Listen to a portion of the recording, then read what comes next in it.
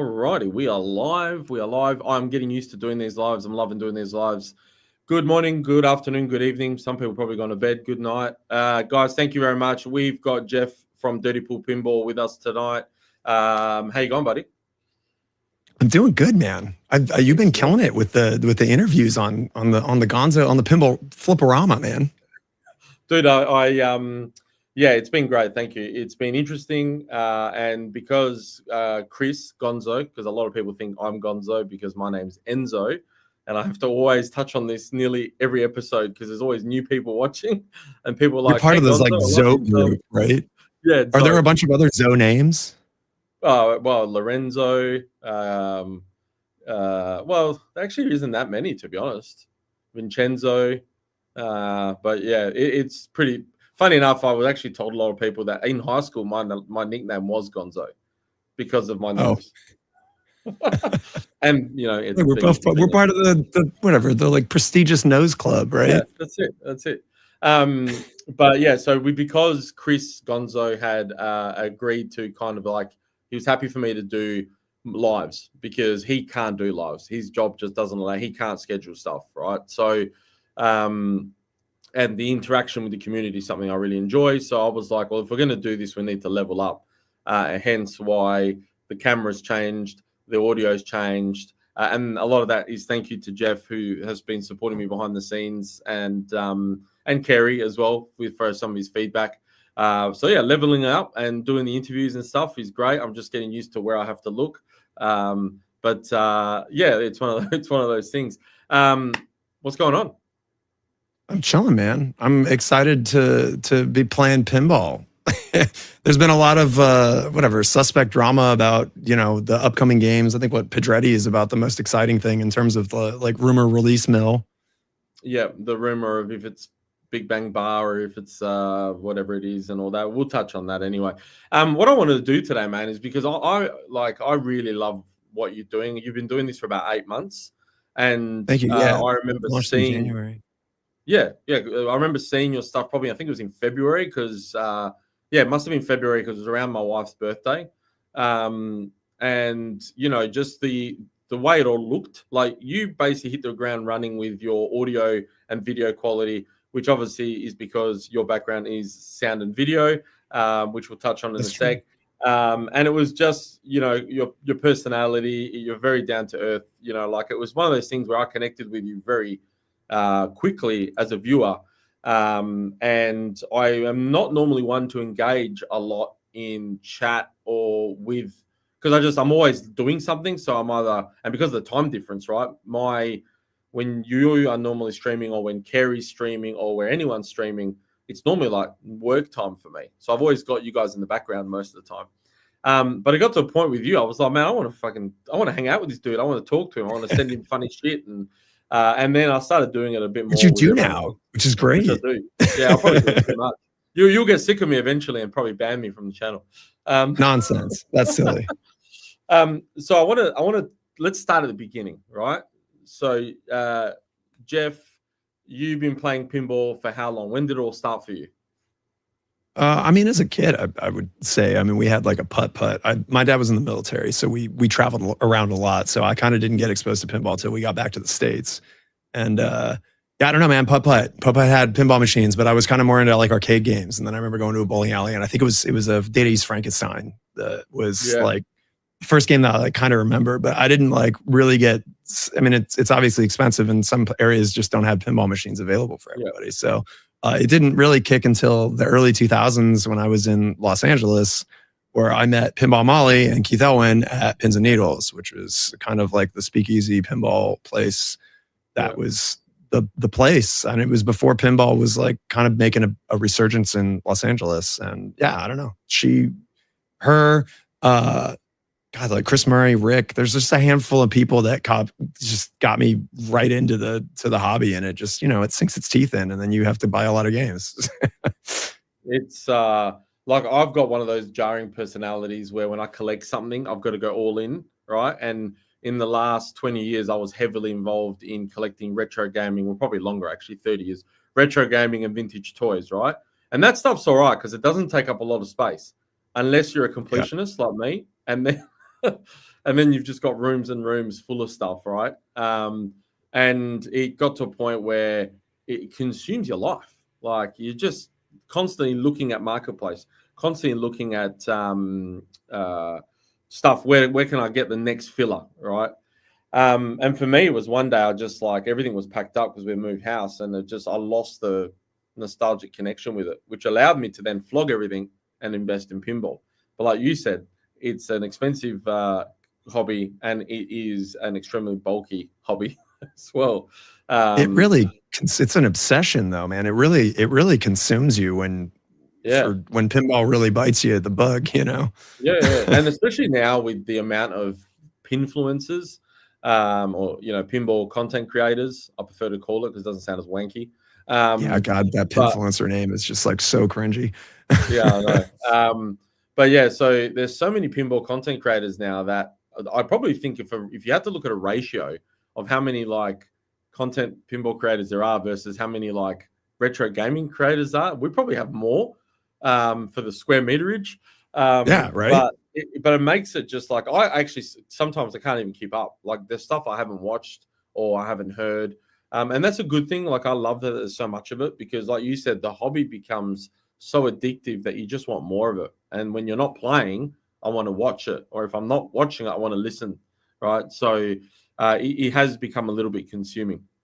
But yeah, look, it's one of those things. Have you thought about, so do you reckon Frankenstein was the first game you played that you remember? Oh man, that's a good question. No, I mean, I definitely was playing something that was like pure 80s, like System 9 or System 11 when it was in the you know, back in the putt. I don't know if they've something that you like, I need to buy because I'm so nostalgically connected to it that I have to have at home.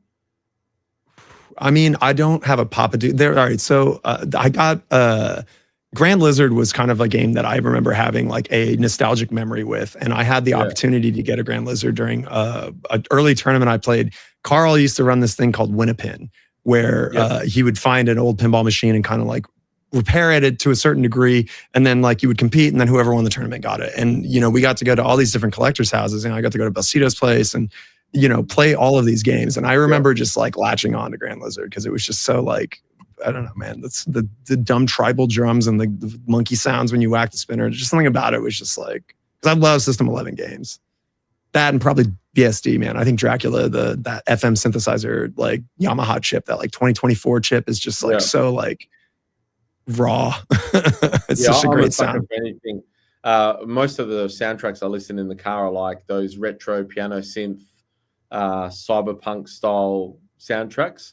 But yeah, System 11 games for me were probably my biggest. I mean, I was born in '84, so for me, I was probably still pretty young, but I just had this like I remembered Tomcat. I remembered Swords of Fury. Like I'd love to own a Swords of Fury. But the game that I probably played the most when I was a kid growing up was NBA Fast Break. Oh man, that's a great game. Oh yeah, which I remember playing it. Like I never really thought about it in the last 20 years, but then I saw it. Like someone shared a video of one, and it triggered this like I went back in time. Like nostalgia for me, and I always say this on the channel, it's such a powerful thing that when you touch something that you had as a kid or have a memory, you kind of transport back in time for that millisecond, and you can remember it, you can smell it, you can like be in that moment again. And I had that with NBA Fast Break. That and Royal Rumble, the WWF Royal Rumble. But it's just one of those things that I've always like. There's games from when I was a kid that I want to get because like there's just that memory of my dad and going to play pinball and we were very unlucky here in Perth because we're the most isolated city in the world, and we only had like a couple arcades, and predominantly they were all arcade games. They weren't really pinball. You know, we had your usual Terminators and Demolition Man and stuff like that. But no, that's cool, man. So you've been doing it for a while. Was your family into pinball at all?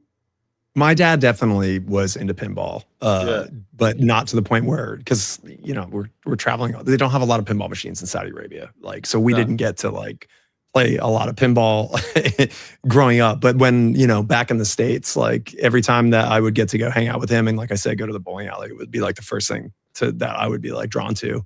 And like, Yeah. it's funny that like it wasn't until living in Los Angeles and having Molly's Place available that I really like clicked like, oh, right, you can like own one of these, right? Like, you know, it's just a thing that as a kid, it's just like this untouchable thing that's like in an arcade. You don't like think that this is like an item that people actually have in their home.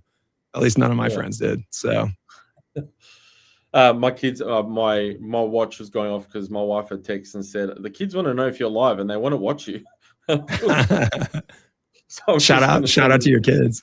Yeah, I'm just gonna. Yeah, they like you, Jeff. They I don't show them the 13 inches of pleasuring, but probably not good to be showing the dildo that got smuggled into my luggage when I went to go to Chicago. I don't know if your kids, that would be a hard conversation, right?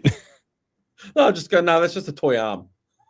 Yeah, it is basically an arm. You're not wrong. Yeah. So what made you start doing the channel DirtyPool Pinball, and why is it called DirtyPool Pinball?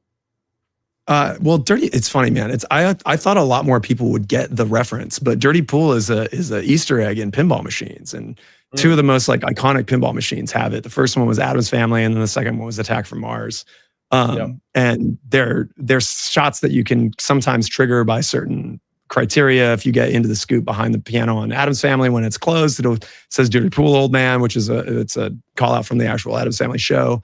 And then on Attack from Mars, if you get the ball stuck behind the actual like saucer gate, you can hit the saucer gate, knock it into the scoop, and then it actually completes the city for you like instantaneously, which is nice. But it says Dirty Pool. And then like Elwin has like snuck this into a number of games. Like there's Dirty Pool call out in Kong. I don't know how to trigger it.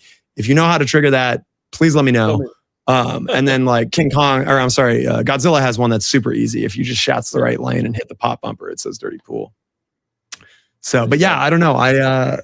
We got back into pinball. We started playing in league at Skokie again, which is on tilt, Shane's kind of like hub. And Shane is just like this monster of pinball. He's got so many games. He gets to bring in so many. And we got sucked into it again. And some of the people that we were making friends there were just like, yeah, you should start streaming and stuff. And I was just like, man, like, I don't feel like I don't have the confidence or like interest in being like a streamer, and certainly didn't have an idea of like how difficult and how challenging like the whole thing is going to be. And then, I had my Twilight Zone and I got a pin soundboard for it. And I was just like, well, I'm a composer, I'm a sound designer. Like, I'm going to reskin this game and make it sound like the 1950s show and be just this like weird, unique thing that I have. And I tried to film it with a tripod and it looks super stupid. And I was like, well, I guess it's time to like build a rig and try to put it on the internet. So like the first like 3 episodes are my Twilight Zone, which is what we're actually back to now since the stream is, a lot of things have happened since I started streaming, and I felt like this was like a good landmark to like kind of like relaunch the channel as like, all right, we're back to Twilight Zone. This is like, I'm doing the thing again. Here we are. Well, because I think now it's gone to a point where, you've become very popular. There's a lot of people that know who you are now. You've gone to Stern. So it's probably a good segue into like relaunching and why it's called, why the pyramid is such a big thing, because everyone's always saying the pyramid. Y'all praise the Great Pyramid.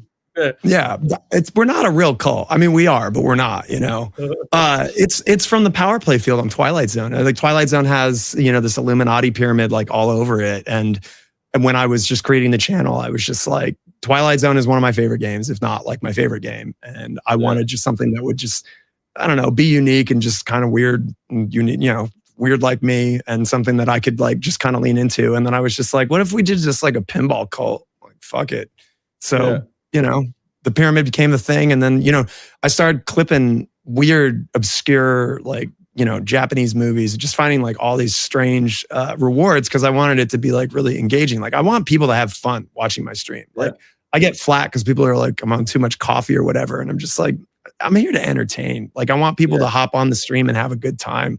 Like if you want to see like people blow games up and get high scores, like there's so many awesome players that you can go do that. But if you just want to come and chill and have a good time and check out whatever games got going on here, like we're community there. And like everyone who's like, so many of the people that first started watching the channel are still here. They're on our Discord. They show up every time. Like shout out to like every single person that I'm talking about. Jay Biscuity, Johnny Button, talking about Divisible Era. Like just the list is huge of the supporters that showed up and they're still there. I appreciate that. So It's definitely streaming is challenging. We obviously started doing it a couple of weeks ago, and I'm a terrible player, and I play more just for just to get the shits and giggles. So you wouldn't join. Like I was like, if we're going to stream, it's not because people watch me play. It's because of the banter. Have someone with me. We're just bouncing, got like gossip off us, rumors, talk shit with the chat, and engage with people. Because, I struggle to watch like tournament play. Like it's just like watching golf. Like, and it's very monotone. And I'm like, you got to be different, right? And the thing about yours is that it is engaging. I love the bath man. Your reward. Tub guy. Tub guy. Sorry, tub guy. So and that's what makes it unique and like quirky. And then the dancing one, watching you and your partner dance as well. The flow state, man. You got to get into a flow state. Well, I think a lot of people just don't like. But yeah, well, I love watching Papa. I love watching, Pinball at the Lab and Pinbird. Like I'll put tournament stuff on and have it in the background when I just want to like watch amazing players play.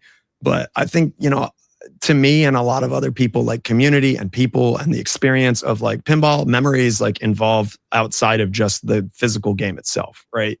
And I'm trying to embody that as a streaming kind of thing. Like I want people to enjoy the moment of interacting with me and feeling like they're not just a number watching somebody play pinball. Like I like to try to make everybody feel like they're engaged and hanging out with me playing pinball. Like that's what I'm trying to do, man. There you go. And then this Terry, Terry's here. Terry's in the chat. Great job on June audio, Jeff. So for those that don't know, thank you, Jeff. Thank you. Obviously, we touched on the fact that you do sound and video. Has that been your job for a while? Like, do you want to start where that kind of started and how long you've been doing it for? Yeah, I've been doing music and sound design for the industry for a little over 2 decades now.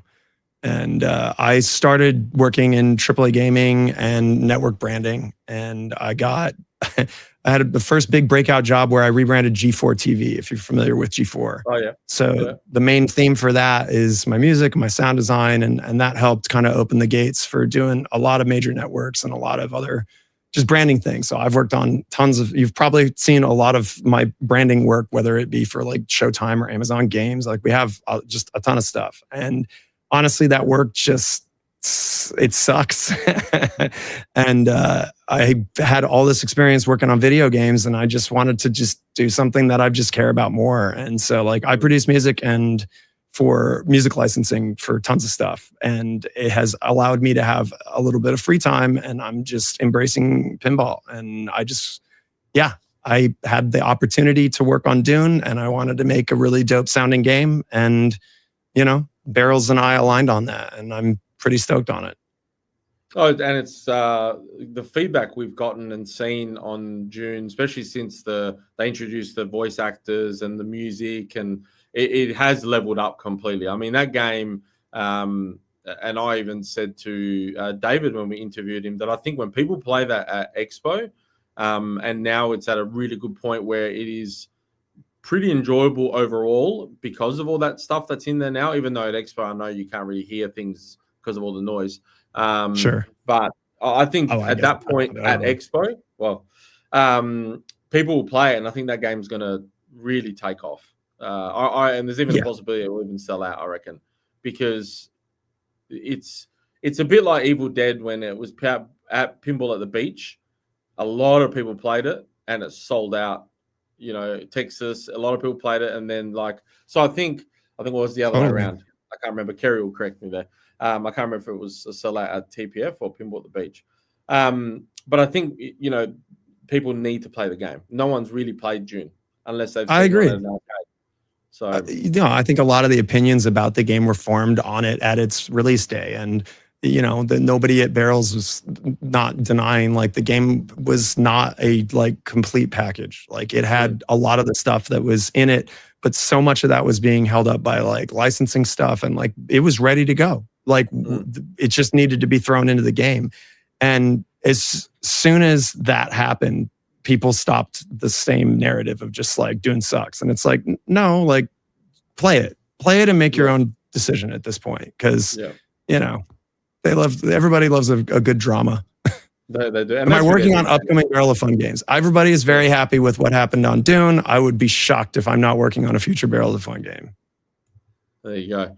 And how did you actually get like into the whole Barrels of Fun thing with David?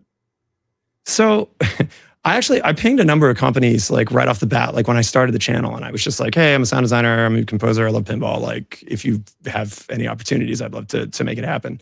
And like, of course, like crickets, it's such a small community. I mean, you think about how many pinball companies there are. Most of them already have somebody on board doing that. Yeah. And so it was just like, okay, I kind of like scratched the dream. And I was like, well, what else can I do that would like benefit pinball, right?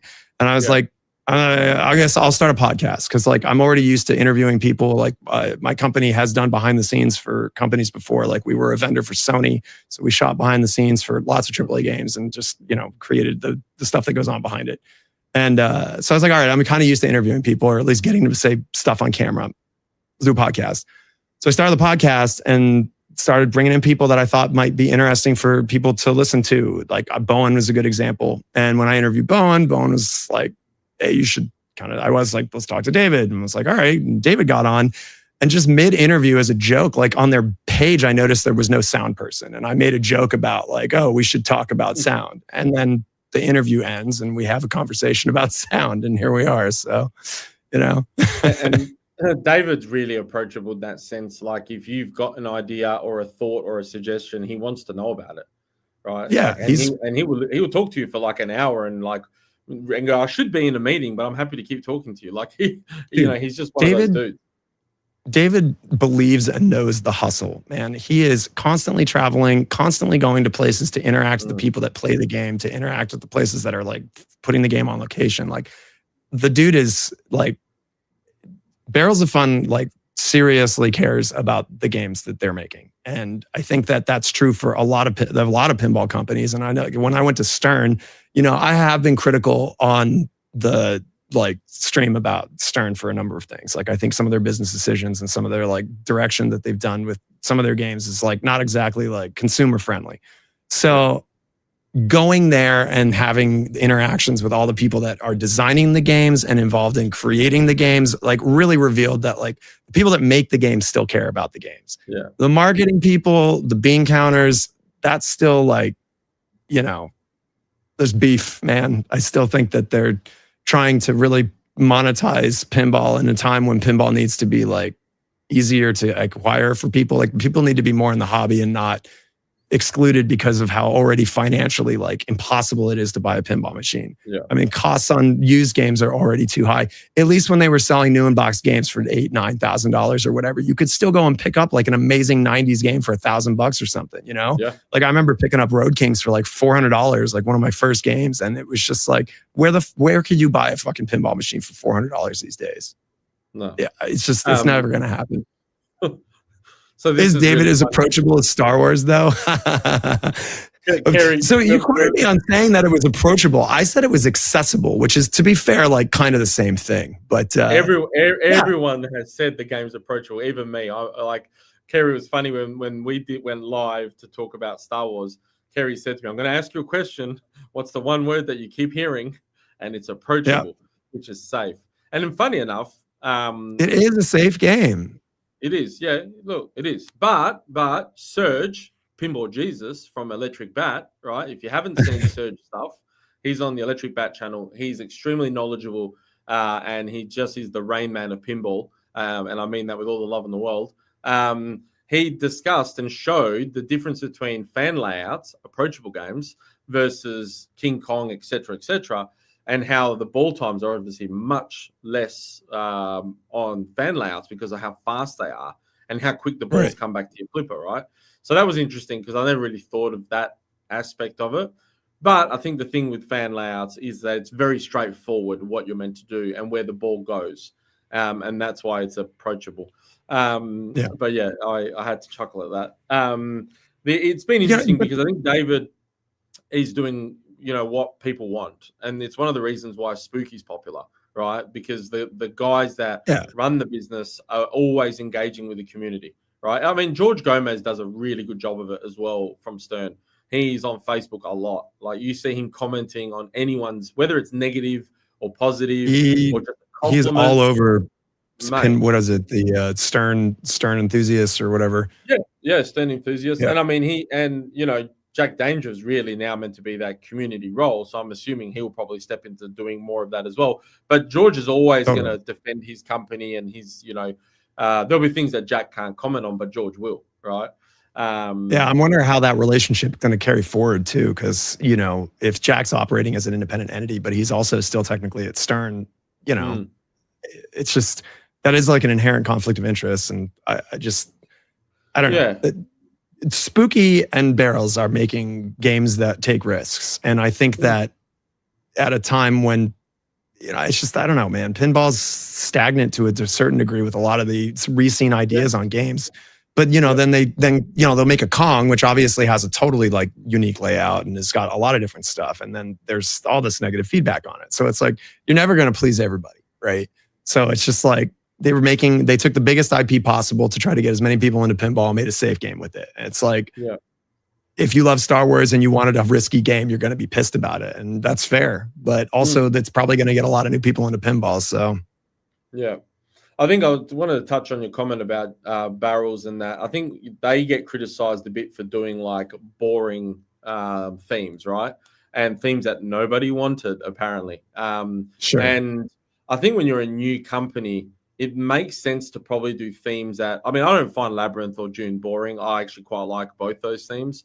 Would I have preferred Fifth Element and Blade Runner? Sure. But the thing is, though, is that I think, especially when you're new, you don't want to really go out the gate with something like Blade Runner or Fifth Element, because you got to learn, right? You got to adapt and you got to change. And so I would be. People criticize Barrels as if the company's been around for decades. This is their second game. Yeah. Second game. Like I remember when Spooky had 2 games, like there was so much feedback about how their games were unreliable, this and that. And it was just like, come on, man. Like there's like growing pains for any company that's like getting started.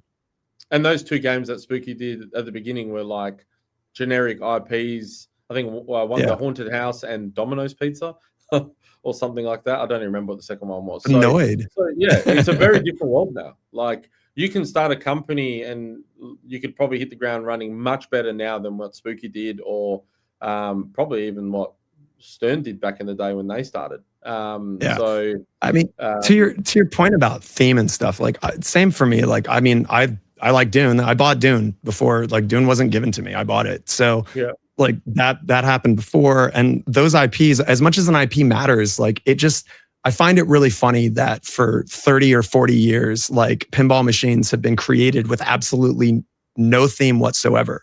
Like what the fuck's a grand lizard? Like was there a bunch of people that came out and they're like, oh man, I want mammals in my games. Like none of these lizards. Like to me, the game is just the skin. Like if the whole package, whether it be the art and the music and everything, like clicks together, that's what matters to me. So like I don't care if the theme isn't something I care about. It's just if it works as an experience, right? Like that's what I want. Yeah, well, I think I always say it's all about the experience, because you could basically play any game, right? And you can buy a game, you can do virtual pinball, but it's got to be the experience. And I think for me, after talking to Dave and Bug at Spooky, they've said that there's a lot of people that have bought all their games that actually have never been into any of those themes. I mean, I am not into horror. I'm not really into Evil Dead, but I bought it because everyone's telling me it was the total package and the total experience, right? Now, for me, I guess the thing I always kind of, yes, it's a small hobby, but there's a lot of people in this hobby. Like I think Pinside has, I can't remember who touched on this and how many people are on Pinside as members, right? But if you factor the fact that Barrels is only making 1,000 games and so is Spooky, if the theme's not for you, move on. Like it's not like it's the only company, right? And like you're telling me that it's not going to be a sellout. You're telling me out of like even 30,000 people, let's just use 30,000 as a number, that 800 people are not going to be into Labyrinth. Like I just find that really hard to believe, right? So I think, you'll criticize that it's a crap theme for you, and maybe you're disappointed because I really wanted it to be Fifth Element, right? And I was disappointed, but I still love June, and I really am into the movies. So I'm okay with it. Like, I think there is an element where a lot of the community are just disappointed, right? So yeah, your mention of it being a gateway to certain things is true too, because we had somebody at League the other day came up to me and was just like, they recognized me and they were like, hey, like, you know, I just bought my first pinball machine and I got a Dune. And I was just like, wow, like, congratulations, first off, for not like, you know, going and buying a safe game from like Stern that's like on the top 100 already. Yeah. And just like, and he was like, I was like, oh, so you like Dune, right? And he was just like, oh no, I've never seen the movies. And I was just like, oh, you like the book? And he's just like, oh no, we haven't read the book either, but like we just got it and I've been reading it. And like this guy just like YOLO'd it on a game that is a theme that he knows nothing about. And I just like, that's amazing to me. And to a lesser degree, like, you know, I like Godzilla, but I had never really seen a shit ton of Godzilla films. And as soon as I got the 70th, like we went down a deep dive of like watching like every Godzilla movie. And like we had a friend of ours who was like kind of like a film buff. He came over and like we did a stream where he just like talked about the history of Godzilla and stuff. And like to me, like I like being exposed to new things and diving into like a new IP like that and just like consuming, learning all of the things about it is just like really exciting. So like I think that there's two different ways to approach it, you know? Yeah. We've got Jeff from Barrels of Fun. Jess, sorry. Oh, that's Jess. No, that's the community. Yeah. Oh, Jess, by the way, the same guy I was talking to was talking about how amazing you were and that how much that the whole community service team at Barrels has been like nothing but amazing since day one. You know, like I think that's amazing. He had a stuck switch on his. Feedback. It was funny because I was talking to someone the other day in Melbourne that has a Labyrinth and only had an issue just with the post that locks the ball. It was something simple. In the end, it was just a bit loose, and he's never owned a game before, right? And he bought Labyrinth because he just loved that theme. And he said that like he contacted Barrels. They responded like within 24 hours, and then they checked in on him to see how he was going with it all, right? And he was blown away by that kind of level of service. So you know, it's kind of that it's great to get that feedback. And you know, if you don't have passionate people behind these expensive games, then what are we wasting our time for? Totally. God, I got the runaround with Stern with that, but also the amount of games that Stern is like having to do support with is different than the amount of games that Barrels is. So I'm so happy that the team at Barrels, like Jess, is like able to give that like personal support, because that really like speaks to the whole like, you know, pinball one-on-one kind of vibe. Yeah. Oh yeah. Look, I'm not. What's up, Dustin? You know, I feel sometimes for Stern because of the fact that they have such a big library of games that division of support must be under a lot of pump, like, and pressure of people contacting them, and they do build a workhorse. I mean, most of the games are pretty reliable. Stern games are incredibly reliable. Yeah. So, you know, but you would still get, you know, people with issues with simple stuff. And there's a lot of people that ultimately will buy a game and not even know how to take the glass off, right? So doing those videos that they're doing, teaching people how to just take the glass off or how to replace something, or because a lot of these games, what is it, like 75% are a home market of their games? So it's a huge percent. I think Stern said the number was 70, but yeah. And then imagine how many of those people don't know how to like just adjust a sling or anything. There'd be a lot. Sure. I mean, there's people that come from the argument that like, oh my God, it's like a $10,000 or $11,000 pinball machine. It should be perfect out of the box. Like you shouldn't have to touch anything. And like to that, I say that, you know, like, man, you don't know basic car maintenance. Like when you buy a complex piece of engineering, like there is some expected base level of maintenance that you're going to have to do. And, you know, whether that's spoken or not spoken, and it's on the pinball company to help you through that process. And that's why like people like Jess are great. Like the guy was talking about the same guy from our league. You know, he was talking about how excited he was. He felt like he wasn't afraid to open the game anymore because he felt how he knew like a little bit of how it worked, and it removed that fear. And instead now he's like even more excited about the idea of like being able to go inside his pinball machine, you know? Yeah. Well, the guy I was talking to in Melbourne said to me, the one comment that stuck with me, which I haven't told David yet, but he'll probably see this now, is the guy said that he feels like he's part of the Barrels Club family now, because he's able to engage with them and they know who he is. And like, if there's that level of kind of, you feel like you're part of something and you're not just a spoke in the wheel. You're not just a number, right? Totally. Unfortunately, I completely agree with that. You are just a number, right? So, and if you don't like or me don't like the Dungeons and Dragons layout, they're not going to care because there's a lot of people that are still going to buy that game or still like that game, right? So I think there's that level of where boutique companies have the leverage is the fact that it's so personable and so that they can interact so well with me, you, and the community, right? So that's totally true. However, I was shocked at Stern, right? Because they're a monster entity. They can't please everybody, right? So Dwight comes out while we're looking at Star Wars. And I go up to him and I'm like, so I'm sure the last thing you want is someone coming to tell you that your game sucks and that there's things that like people have been talking about that should get changed on it, right? Like as a joke. And he's just like, let's talk about it. And I was just like, what, are you joking? And he's like, what are your ideas? And so I talked to him about it and he was like, this is great. Let's workshop this. We sat down at the fucking table in their little section and start talking about this whole concept to integrate things that I've talked about on my stream about being critical to it. And he runs off, he starts programming it and comes back. He has asked some more questions and like runs off, goes back programming it. And it's just like, I'm like watching actual interaction of like the programmer for, one of the many cornerstone games that comes out, they're modular teams. And he's amazing. The dude is like, if the feedback's legit, it's legit. It's like zero ego. And I just like, it really changed my perspective on the people that make the games at Stern as opposed to the marketing. I've been a huge ambassador of Dwight. I love what he does. I've loved all his games. He's extremely passionate and he's nerdier than probably 10 nerds put together. But he's been running a D&D campaign for like 30 years or something. I know, 30-year campaign. It's crazy.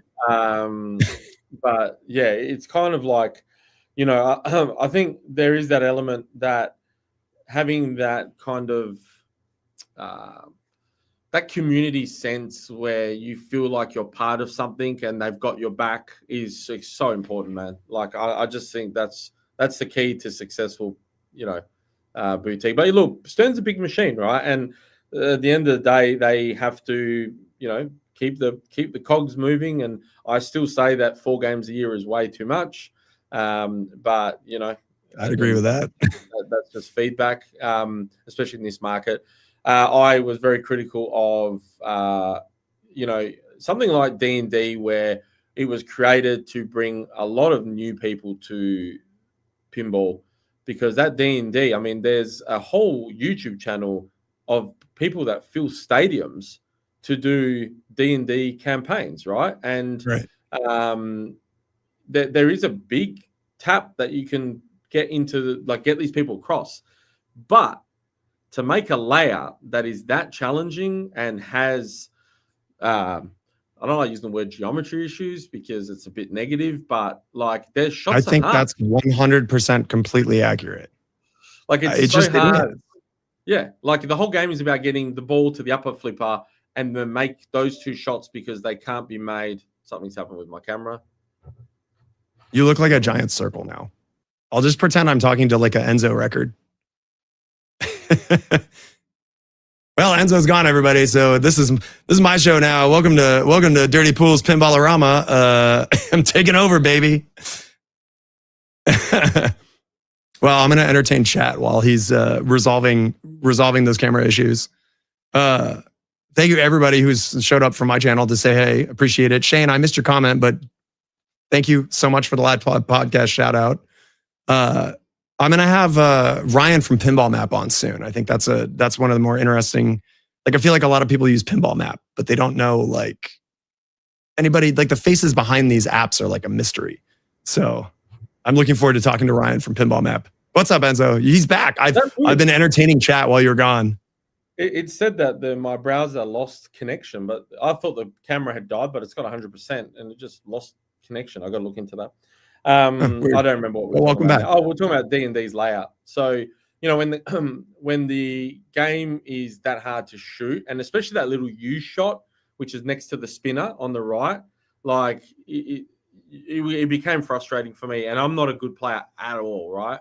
And my son likes the game, but his ball times on D&D were short.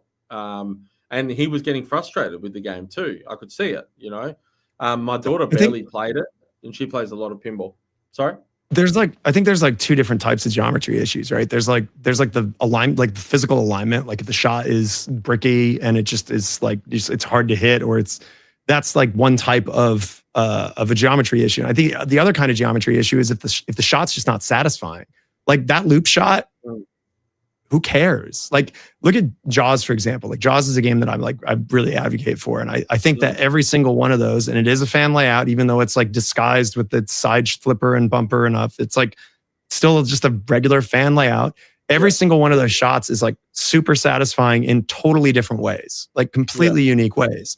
And if you look at that with D&D, they're just not. Like you got a big ramp.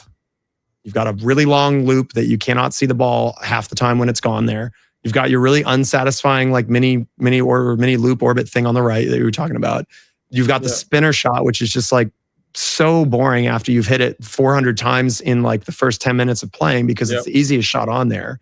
And then you've got these little side shots from the upper flipper that are just like not crazy difficult to hit, but it just doesn't have the same kinetic satisfaction as like Kong's Shadow. Think of any game that has like a side flipper up there where you could just fire it away up into a ramp, and it's just like it just doesn't feel the same. So but see, I also had that struggle with King Kong. Like King Kong, the layout is extremely cool, and the ball's doing some really cool stuff.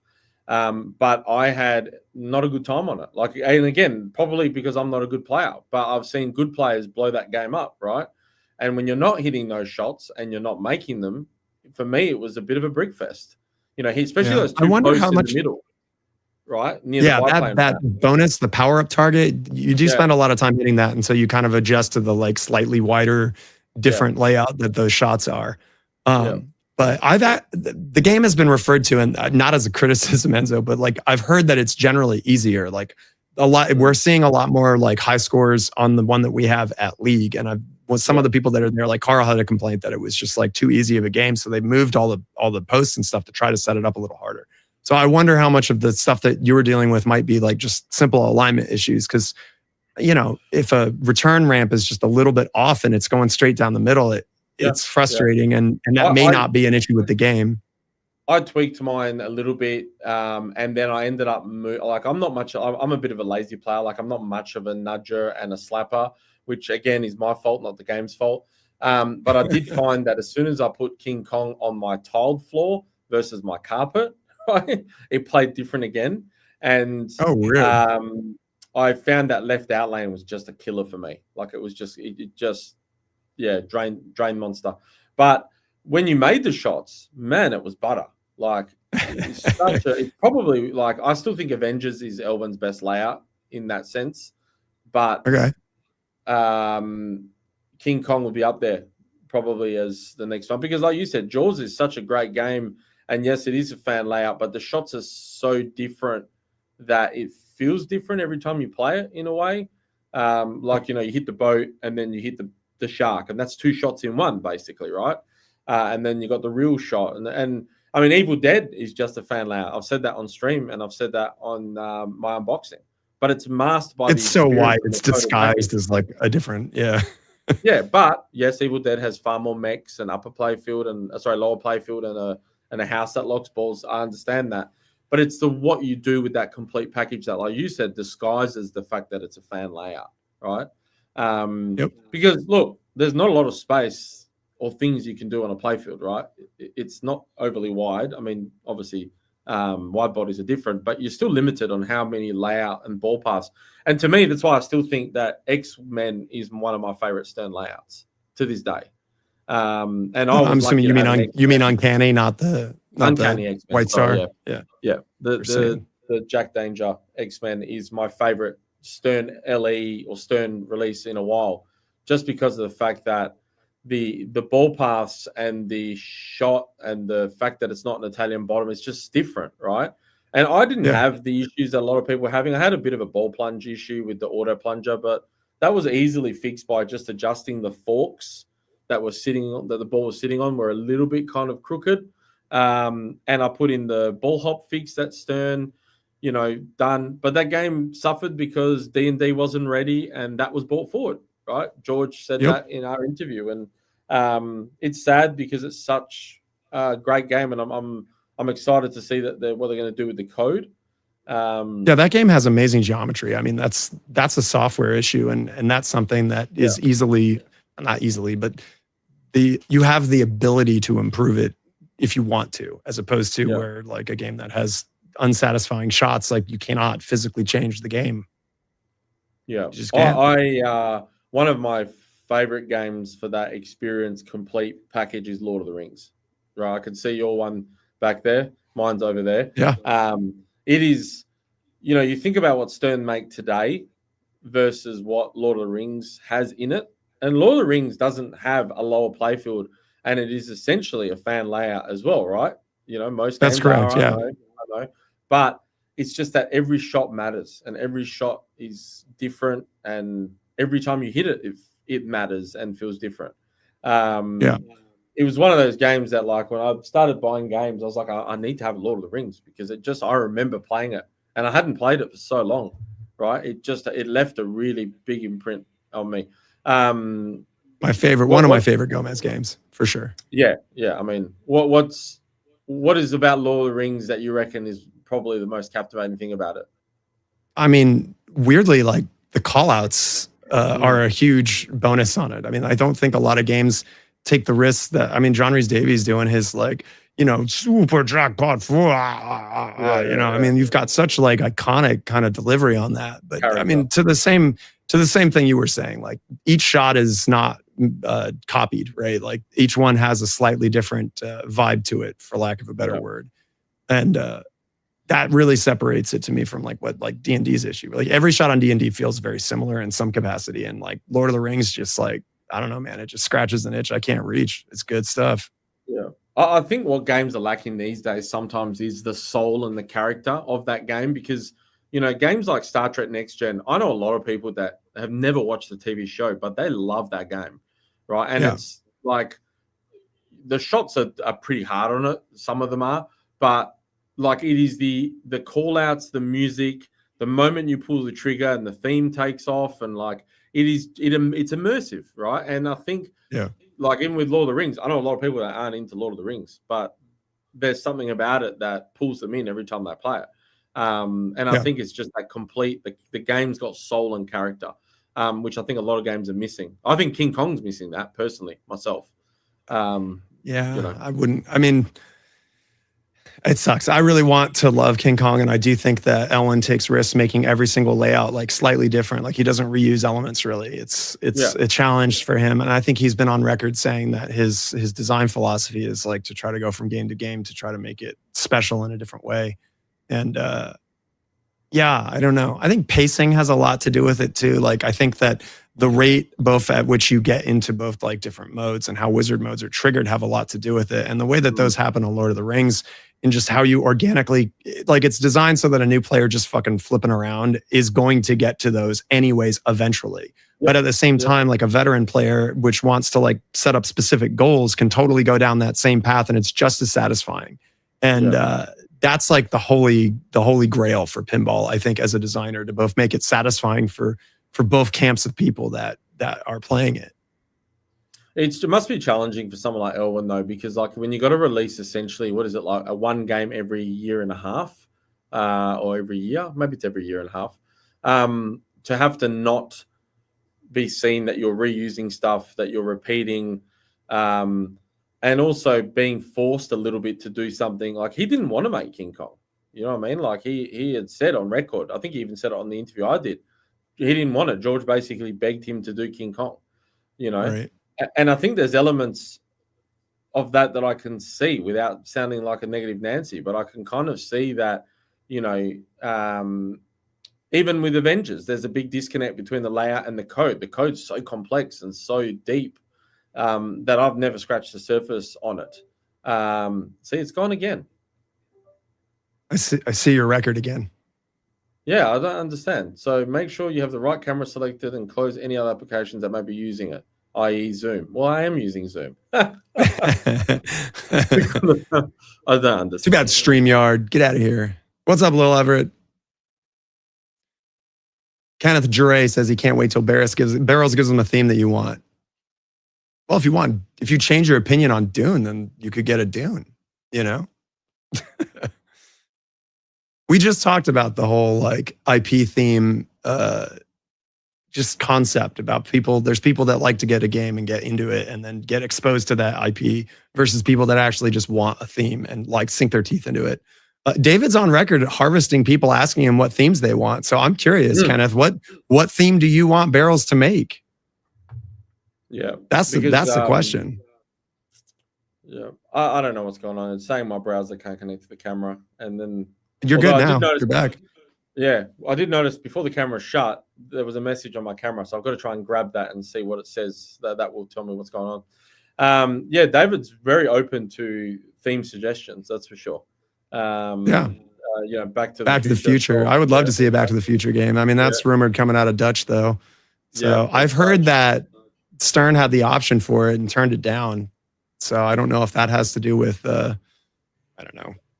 I mean, I know that getting the complete package of license acquisition is really important to some people. Like Joe from Pinball Degenerates absolutely despises the fact that Predator doesn't have proper Schwarzenegger representation. Yeah. So so it's interesting that a lot of people don't know.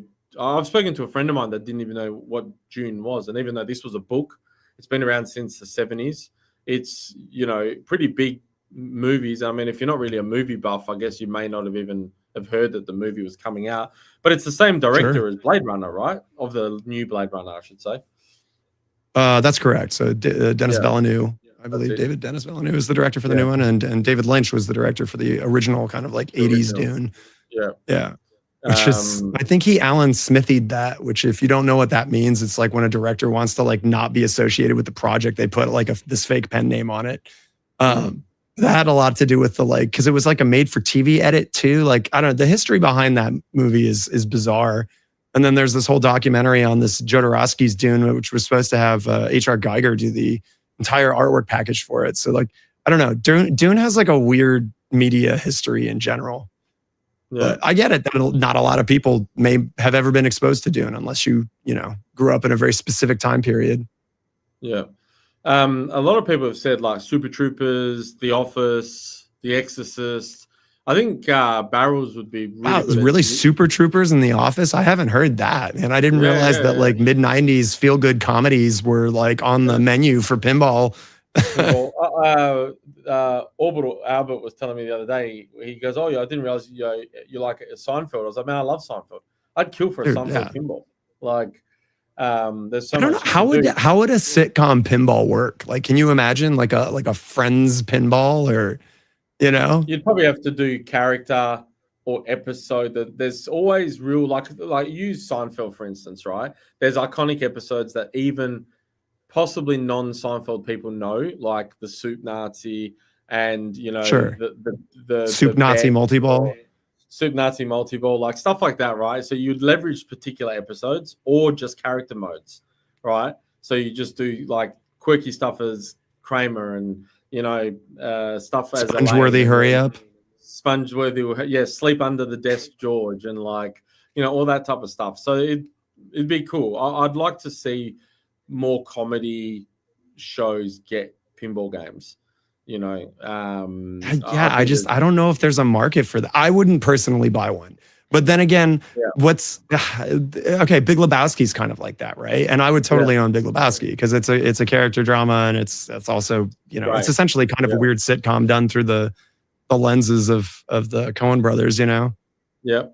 I love Big Lebowski. It's one of the games that if the place was burning down, I'd have to try and take it. It's freaking heavy though.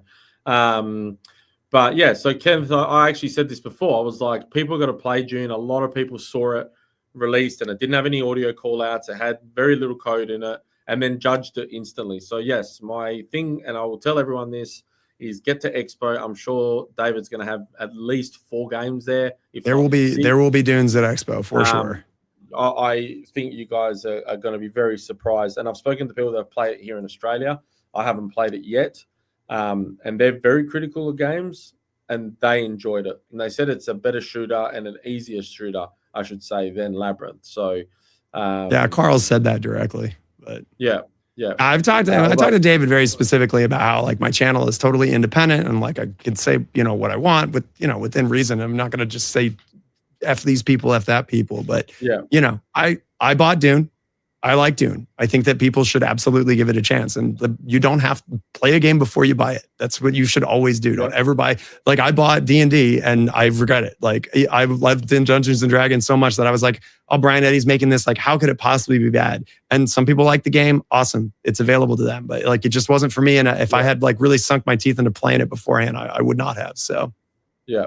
I made that decision after buying Dungeons and Dragons as well, saying that moving forward, I'm more than likely going to be playing new Sterns, even with King Kong, before I buy them. Just because I'm just, you know, as you've got less space and less money, obviously, you got to be careful, right? What you pick. But yeah, I've spoken to a lot of people that just really struggled with the D&D. It's just it is what it is. And yeah, I mean, well, you said like a poetic thing earlier that like you don't have to buy every game, and like that's so true. Like I get that a lot of people are upset about that Star Wars isn't the game that they wanted or this, that, or the other thing, and it's just like, well, don't buy it then. Like nobody's forcing you to own every new pinball machine that comes out. Yeah. And I don't dislike Brian Eddy. Like, dude, I'm buying a Shadow next week. Like, I love Brian Eddy's games from the 90s. Yeah. And I think sometimes that people react like they were going to buy every game that Stern comes out and they're disappointed that they can't buy this one. But they were never going to buy the game anyway because people don't buy every game. Some collectors will still buy every game. And, you know, I know collectors that have bought it regardless of it's safe or approachable or whatever because that's what they do. And, you know, all power to them. So I wish I had infinite space to just pick up every goddamn game and that would be amazing. But the finances and space of reality do not align with that. So yeah, no, there is definitely challenges there. I was a huge ambassador of Mark Seiden's Avatar, and I still am. It's one of my favorites. I think that's a great game. People shit on it all the time. It's amazing.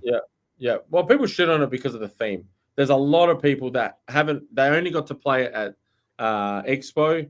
And then basically it was at TPF when Jack told everyone not to, even though Mark had spent 2 hours pitching his Avatar game, and then Jack told everyone to not spend their money. So that was so weird. Everything about that was Harry weird. Potter came out. But this is what I'm saying in like regards to our conversation about the 80s, right? Like if Avatar came out and they just called it like Water Aliens or something like that in the 80s, like nobody would have given a shit. This would have been the greatest game that had ever come out, you know?